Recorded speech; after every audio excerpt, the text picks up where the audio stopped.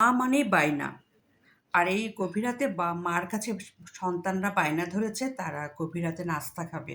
তাদের নাকি ক্ষুধা লেগেছে।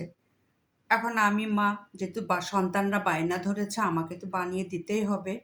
ঘরে যা আছে তাই দিয়ে বানিয়ে ফেললাম রামেন। রামেন ছিল, মিটবল ছিল আর সসেজ ছিল। ফ্রিজ থেকে মুরগির মাংস বের করা সম্ভব না, কারণ বরফ।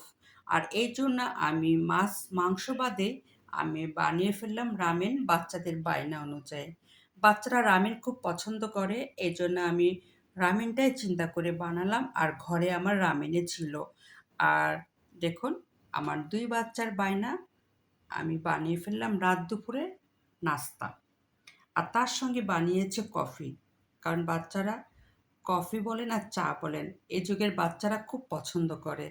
আর ওরা, আমি জানি কিছুক্ষণ পরে রামেন খেয়ে বলবে যে ১ কাপ চা দাও। তাদের বায়নার আগেই আমি বানিয়ে ফেললাম নাস্তা, তার সাথে কফিও দিয়ে ফেললাম। আর আজকে রাত দুপুরে আমার বাচ্চার নাস্তা হলো রামেন। আর এই নাস্তা করবে আমার ২ সন্তান। তার সঙ্গে আমিও অবশ্য অংশগ্রহণ করব। যেহেতু রান্না করব, খাবো না। অবশ্যই বাচ্চাদের সাথে যোগদান করব। আর সেই যোগদান হলো আমার রাত দুপুরের নাস্তা, ২ বাচ্চার নাস্তা। এই দেখুন, সাথে আছে কফি। বলেন তো রাত দুপুরে নাস্তা করতে কেমন লাগে? আর যদি ধরে বাচ্চারা বায়না, মারা তো বানাবে সেই নাস্তা। আর আমিও বানিয়েছি এই যে রাত দুপুরের নাস্তা।